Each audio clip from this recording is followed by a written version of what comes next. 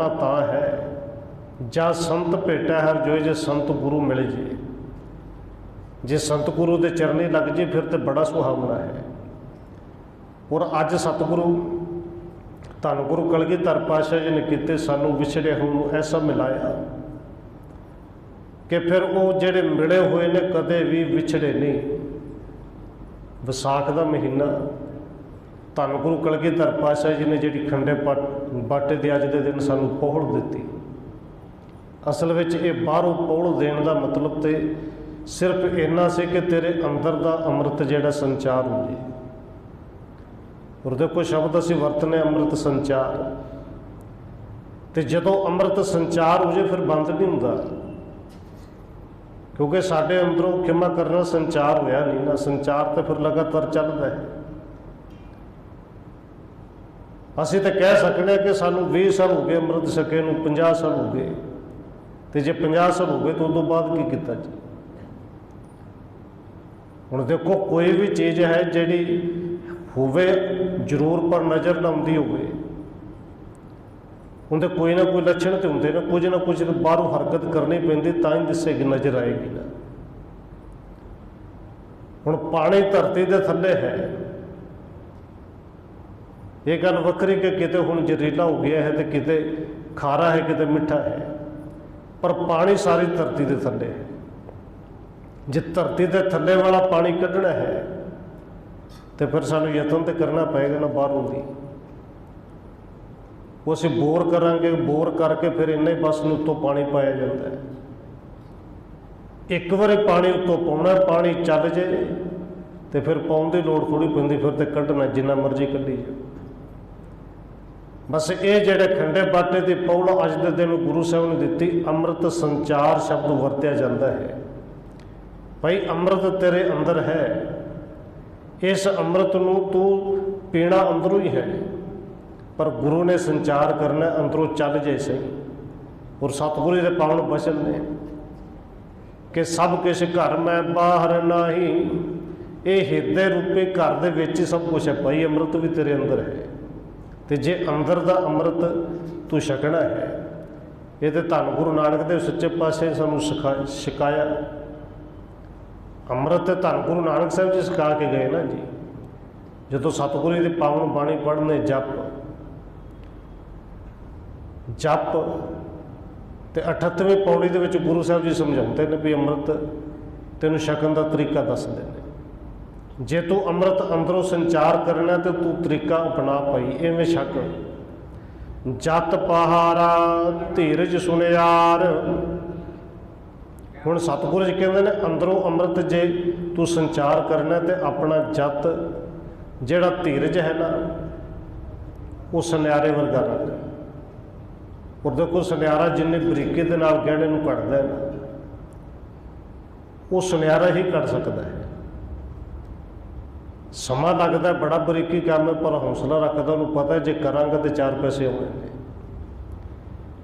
सतगुरु कहते हैं ये जीवन का जोड़ा जत सत है ना, इनू वो पहारा बना। सुनियारे वाली दुकान जिवें है, दुकान कह लियो, दुकान बना। जत पहारा धीरज सुनियार, ते अपना जोड़ा धीरज है हौसला सुनियारे वर्गा रख। जत पहारा धीरज सुनियार, अहरण मत वेद हथियार। इस मत नूं अहरण बना, ते जेड़ा सुनियारे कोल हथौड़ा है हथियार है, कहते तू हथियार इस वेद नूं बना, गुरु की बाणी नूं बना, ज्ञान नूं बना। ते ज्ञान दे नाल इस मत नूं जदों कड़ेगा, मत रूपी अहरण ते सट मारेगा, ते फिर कहते ने भाओ खला अगन तपताऊ। हुण वो खला वो जेड़ी सुनियारा जिहड़ी अग बालदा है, वो जिंदे विच अग भांडे दे विच पा के सोना थल्ले अग बालदा है ना। हुण सतगुरु जी कहंदे ने वो तू की बनाउणा है भाऊ, भाऊ दी अग, प्रेम ते भाऊ प्यार। इस तरह गुरु साहब जी कहंदे ने भांडा भाऊ अमृत ते ढाल। इत्थे अमृत संचार, उत्थे क्या अमृत ते ढाल। तो भाव का भांडा अंदर तैयार कर, इहदे विच अमृत ढाल। एक बारी ढाल लिया तो ये अमृत अंदरों चलता रहना, ये खत्म होना नहीं। 1699 ਨੂੰ सतगुरु जी ने अज के दिन खालसा पंथ साजिया है, पर उस तो पहला धन गुरु नानक देव सच्चे पातशाह जी का पावन वचन है।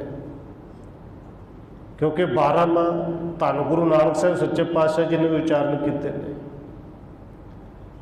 12 माह आप धन गुरु अर्जन देव जी के उच्चारण किए हुए इनके विचार किए, पर धन गुरु नानक साहब जी जो तुखारी राग के कृपा करते हैं, उन्हों का पहला पावन वचन है विसाख भला साखा वेश करे।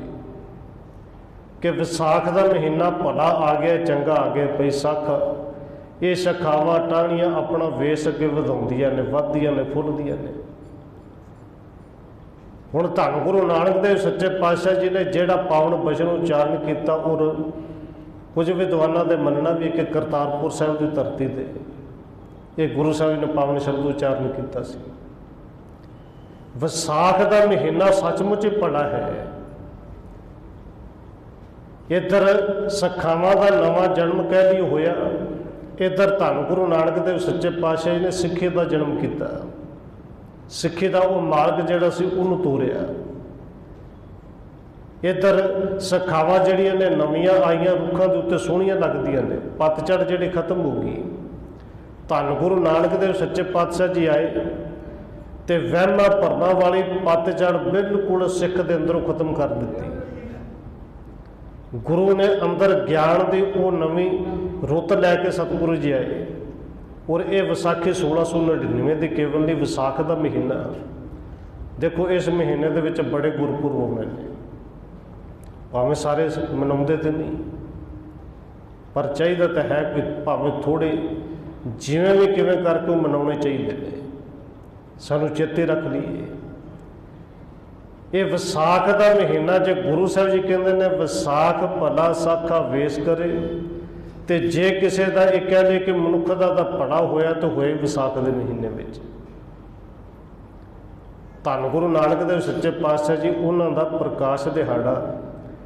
देखो गल समझ नहीं आती, श्रोमणी कमेटी भी मनती है, इतिहास के भी हर थां पर लिखा मिलता है 15 अप्रैल, यानी कि कल उन्होंने प्रकाश दिहाड़ा है। 15 अप्रैल 1669 श्रोमणी कमेटी मनती है, पर मनाया फिर भी कतक जी जाता है। क्योंकि कई बार ये समझ नहीं आती कि ये जोड़ा इतिहास है कि वैसे इतिहास के मुताबिक चलीए कि ਜਾਂ किसी कवि के कहने के मुताबिक उनके पीछे चल पईए। कवि संतोख सिंह जी देखो बड़े विद्वान ने, कवि ने, वो इतिहासकार नहीं।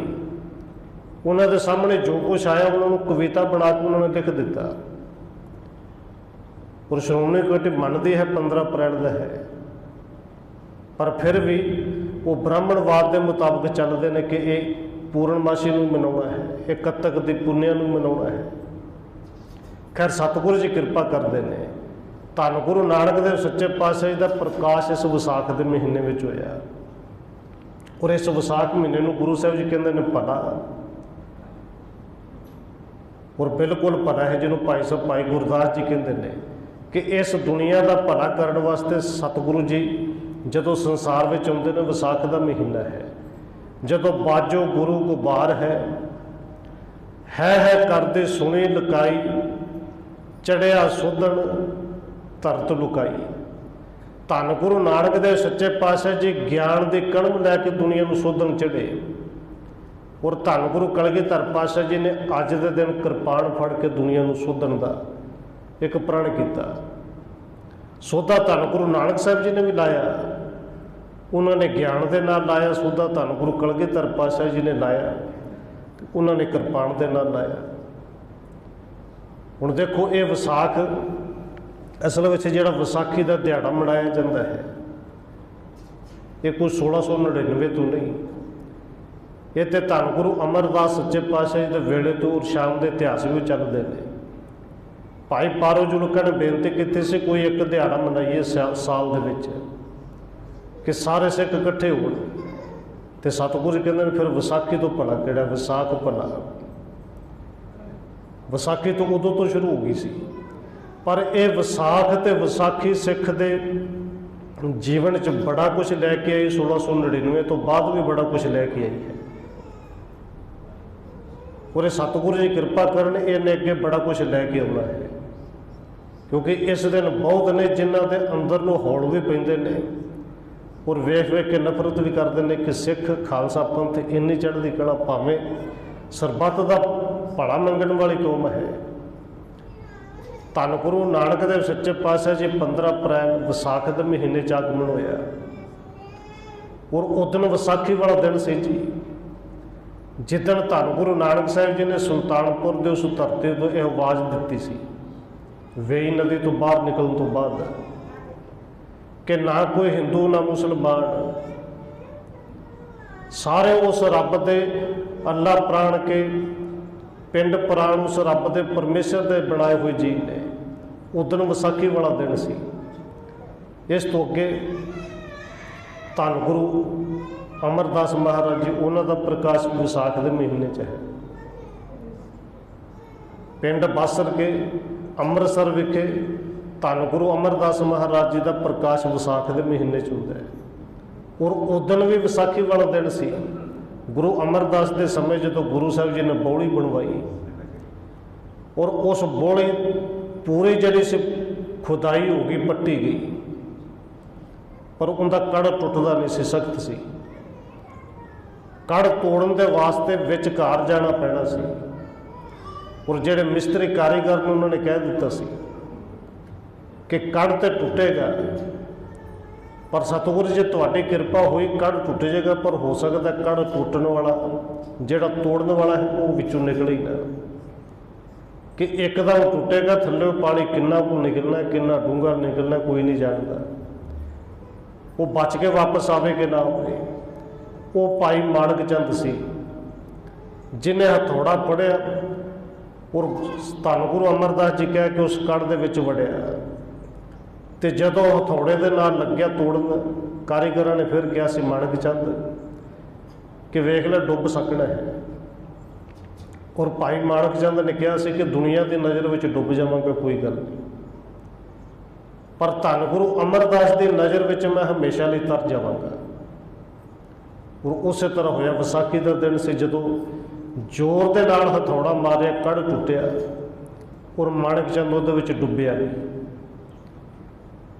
विधवा मां से मां नूं लोकां ने दस्सिया तेरा पुत्र माणक चंद डुब गया है, और मां जदों धन गुरु अमरदास के चरणों में आई सी कि सतगुरु जी मेरा पुत्र विच डुब गया है, दुनिया के लोग कहते ने डुब गया है, पर धन गुरु अमरदास जी ने कृपा की सो विचों उन्होंने कढ़ लिया गया सी। सतगुरु जी कहते हैं माई तेरे पुत्र का नाम माणक है, माणक ते पानी दे विच पत्थर डुबते ने, माणक कदे नहीं डुबते। ये डुबण वास्ते ने तो दुनिया को तारन वास्ते आया। उस माणक चंद नूं गुरु साहब जी ने मंजी दी सी, प्रचारक बनाया सी, वो विसाखी वाला दिन सी। और इस तो अगे सतगुरु धन गुरु अर्जन देव महाराज जी, उन्हों का प्रकाश भी विसाख दे विच हुंदा है, जिन्हों भट्ट साहब जी कहते हैं तै जनमत गुरमत ब्रह्म पछाणे। जिदन धन गुरु हरकृष्ण साहब जी ज्योति जोत समाउंदे ने, धन गुरु तेग बहादुर साहब जी नूं गुरता गद्दी दिंदे ने, तो कहते हैं बाबा बसे ग्राम पकाले, बण गुर संगत सब संभाले। उदन भी विसाख का महीना है।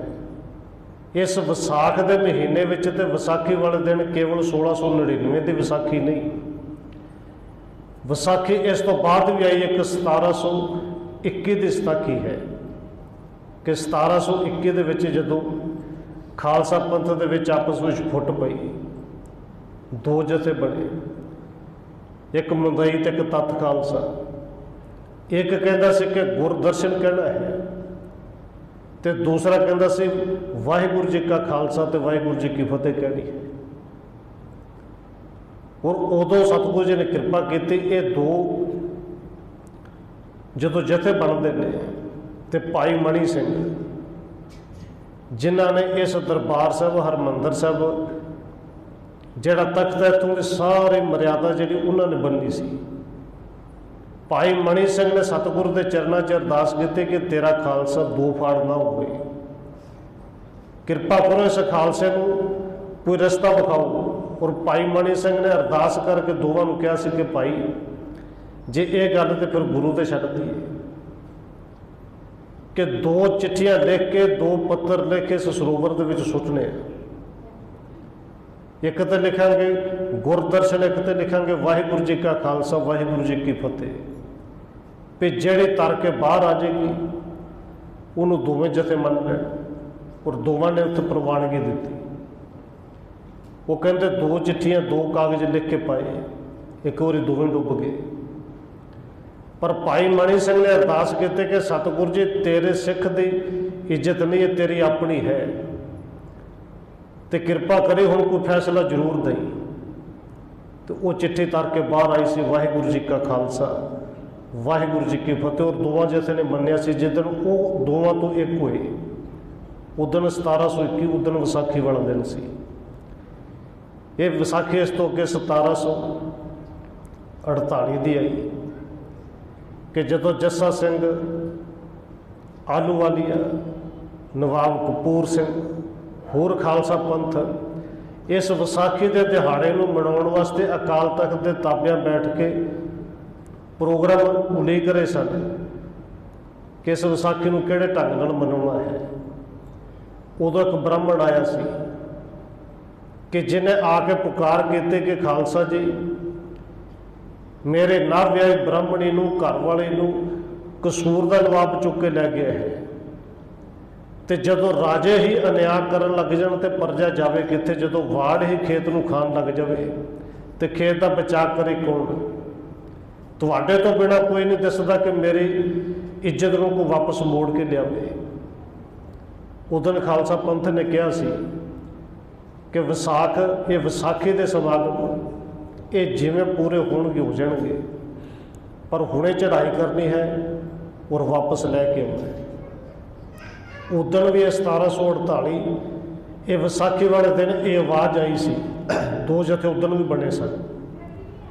एक कहता सी कि आपां जाके कुछ नहीं कर सकते, अगले को 12 किले ने, हज़ारां की गिनती में फौज है, इन्ने हाथी घोड़े तोपा, तो किवें जाके मुकाबला कर लेंगे। दूसरा कहता सी भावें कुछ भी होवे जाना है। और उदन जस्सा सिंह आलूवालिया ने उत्थे अरदास की सी। और दोनों जथे ने कहा कि आप धन गुरु रामदास के चरणों में अरदास करिए, कड़ा प्रसाद की देग लैके जाने। तो गुरु साहब तो पुछ लेने हुक्म लैके, जो गुरु साहब जी कहेंगे जाओ तो जावांगे, जे गुरु साहब जी कहेंगे नहीं जाना तो नहीं जाना। और खालसा पंथ ने उधर मन्निया सी कि गुरु तो उत्ते हुक्म किसी का नहीं हो सकता।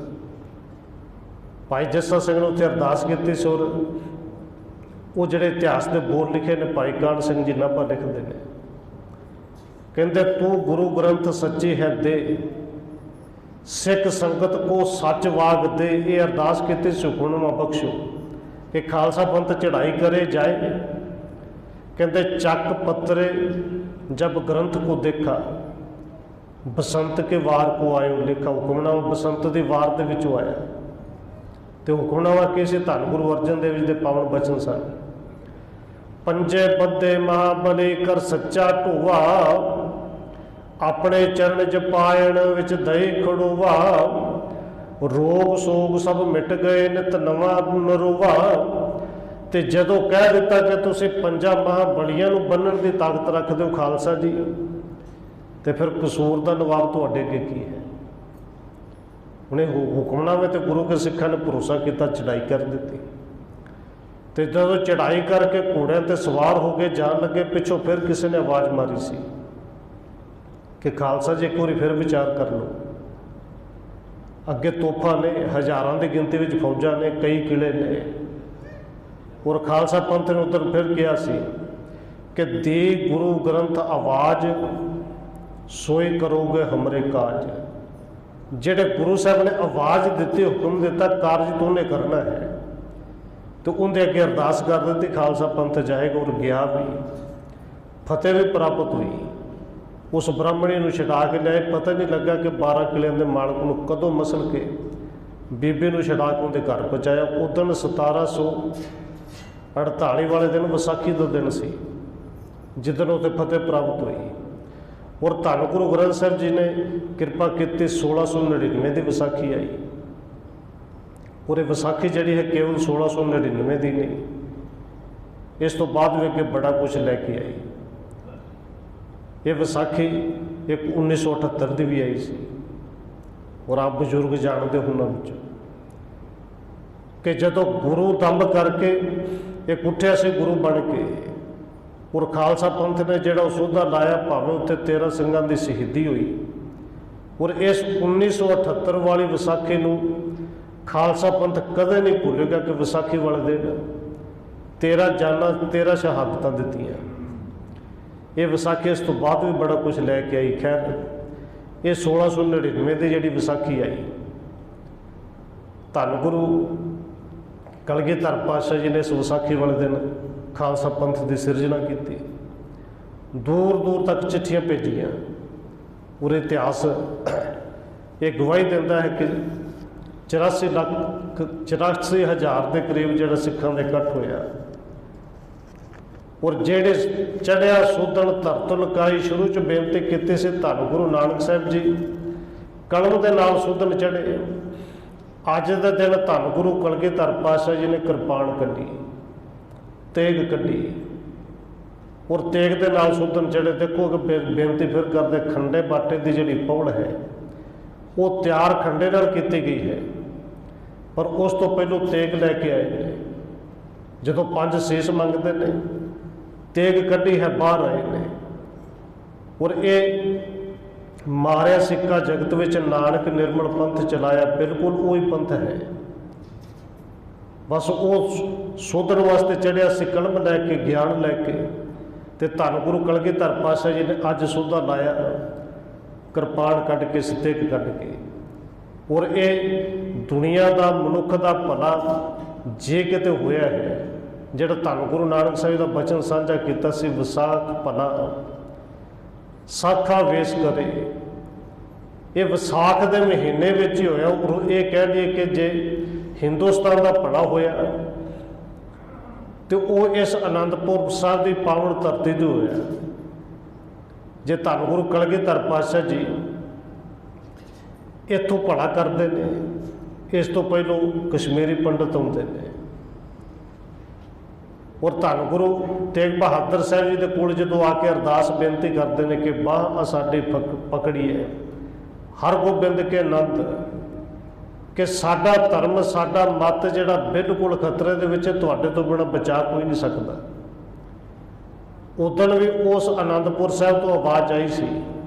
देखो भावें बोल कवियां दे ने कि धन गुरु तेग बहादुर साहब जी कहते हैं कि कहया पातशाह बच्चियों घरी जाओ, सिर दे के सत बचांगा मैं।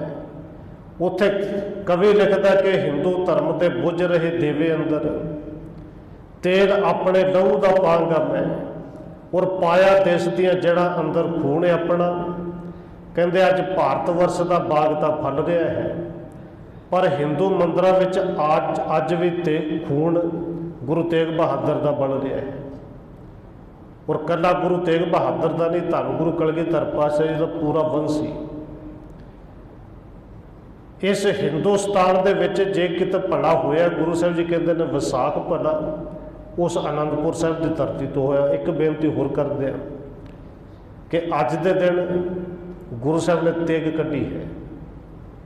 और ये तेग गुरु तेग बहादुर साहब के सामने भी आई सी चांदनी चौक के, कि जदों तेग कढ़ के जलाद अपने मुँह डराउण का यतन करता है कि हजे भी समा है, बादशाह की गल मन जो राज मिलेगा। और गुरु तेग बहादुर साहब जी बोल उत्थे कवि दे ने, और कहते हैं तू तेग कढ़ के डराउण आया, तेन पता नहीं मेरा नाम की है। मेरा तो ना ही तेग बहादुर, मैनू तो लखवा ही तेग बहादुरी का मिले। उत्थे कवि ने बोल लिखे सन कि मैं हाँ तेग ते कढ़ ला तेग तू ही, एक दो नहीं 100 परख तेगा फिर कहते मैनू लखवा तेग बहादरी दा, मेरे सावे नहीं सकदियां हो तेगा। कहते मैं तो जमद्या तेगां दी शाह माड़ी, बापू दियां पहनियां वेख दो तेगा। कहते मेरे पिता दी अणख बहादरी ते रहा परखदा तेरा प्यो तेगा। तो हुण आने वाले समय च वेखी ये तेगा तेरे प्यो ने भी बड़िया परखियां सन गुरु हरगोबिंद साहिब जी ते। कहते हुण भी वेखी आने वाले भविख अंदर मेरे पुत ने वाहणियां वो तेगा, और पुत गुरु गोबिंद सिंह साहिब जी ने फिर वो तेगा जिहड़ियां वाहियां अज के दिन वो तेग कढ़ी भी। कहते मेरे पुत ने वाहणियां वो तेगा कि उनकी तेग विचों जिहड़ी तेग निकलू वो लवेगे लखां खूह तेगा। अज धन गुरु कलगीधर पातशाह जी तेग कढ़ के आउंदे ने कि सीस चाहिए है, और ये सीस आप जी जानते हो कि वारी वारी पंज भाई दया राम जी, भाई धर्मचंद जी, भाई हिम्मत चंद जी और भाई मोहकम चंद ते भाई साहिब चंद जी, ये जड़ियाँ जड़ियाँ थावां तो आए। जे इन्हां दा भी इतिहास विचारीए ना तो समा इन्हां नूं भी चाहिए है। और लाहौर की वो धरती जिथे धन गुरु नानक साहिब जी गए सन तो कहते सन लाहौर शहर जहर कहर सवा पैर। उस धरती तो सब तो पहलों भाई दया चंद जी आते ने, भाई दया सिंह जी शब्द वरतीए कि जिथे दया ना की चीज़ कोई नहीं सी। और गुरु साहब जी कहते सानू चाहिए भी पहलों दया ही है। धन गुरु नानक साहिब के पावन बचन ने कि धौल धर्म दया का पूत, धर्म ते दया का पुत्र है। दया होएगी तो धर्म विचों निकलेगा। तो अपने अंदर दया रखी, धर्म को पक्का रखी, अपने अंदर हिम्मत रखी। तो मोहकम का जोड़ा अखरी अर्थ होंदा है ना, वो होंदा अपने आप ते भरोसा विश्वास। तो अपने आप ते विश्वास रखे, तेनों मैं गुरु का सिख ही नहीं, गुरु का दास ही नहीं, तेनों मैं साहिब बना देंगा। और देखो सतगुरु धन गुरु कलगीधर पातशाह जी के 4 साहिबजादे ते 5 प्यारे। ये जदों कदे सिद्धांत में वेखीए ना तो गुरु साहब ने जिवें ये सारा कुछ ब्योंतबंदी नाल ही कीता सी कि भाई जिन्हां नूं फतेह मिले असल विच साहिब बनदे ही उन्हें, तो फतेह मिले कि उन्होंने जिहड़ा अजीत रहे, जिन्हों कोई जित ना सके। फतेह मिलेगी उन्होंने कि जेड़ा जुझारू होवे, जुझार सिंह नाम इवें नहीं सी रखिया। फतेह मिलेगी उन्होंने जिंदे बावां दे विच जोर होवे, जिंदा नाम भी जोरावर होवे। और जिंदे कोल तिन्ने होण उन्होंने फतेह मिलदी है, जिन्हों फतेह मिल जे। फिर गुरु साहब जी कहंदे ने फतेह मिलनी तां है तेरे अंदर दया होवे, धर्म होवे, हिम्मत होवे, मोहकम होवे, विश्वास होवे। तो फिर तेनों इस घर का मैं दास नहीं। सतगुरु जी कहंदे ने वो साहिब मैं उसका चेहरा। सतगुरु जी ने कृपा की, अज के दिन खंडे बाटे की पौड़ दी। और उन्होंने पंजां के सामने सतगुरु जी ने जदों गोडे टेक के आप खंडे बाटे की पौड़ मंगी सी कि खालसा गुरु, गुरु खालसा करूँ मैं अब। और नाल ही कहते हैं कि मैं नवी रीत नहीं चलाई, गुरु चेले तो रीत धन गुरु नानक साहिब जी ने चला दी सी कि खालसा गुरु, गुरु खालसा करूँ मैं अब। जैसे गुरु नानक गुरु अंगद को कीन्यो, ते नाल ही कहते हैं अब मोहे अमृत छकाओ जैसे तुम लेने हो। ये खंडे बाटे के पौड़ तुसी छकी, हुण मेरे ते कृपा करो, मैनू भी छकाओ। तो जदों पंजे एकदम पिछे हटते हैं कि सतगुरु जी असी आप जी के दास सिख। और गुरु साहब जी कहते हैं भाई शंक ना कीजै, सावधान होए दीजै। शंका ना करो, क्योंकि गुरु साहब ने कह दिता सी खालसा मेरो रूप है खास, खालसे मैं हूँ करूँ निवास। भावें शब्द असीं पढ़ी जाने, पर गुरु साहब ने एक बचन भी किया सी, जाबे गए विपरण की रीत मैं ना करूँ इनकी प्रतीत। अज वो विसाखी का दिहाड़ा है।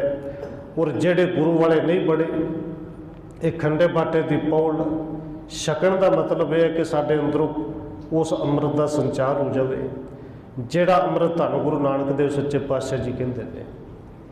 जेड़ा अमृत सानू धन गुरु नानक साहिब जी छका के गए, गुरु गोबिंद सिंह साहिब जी ने छकाया।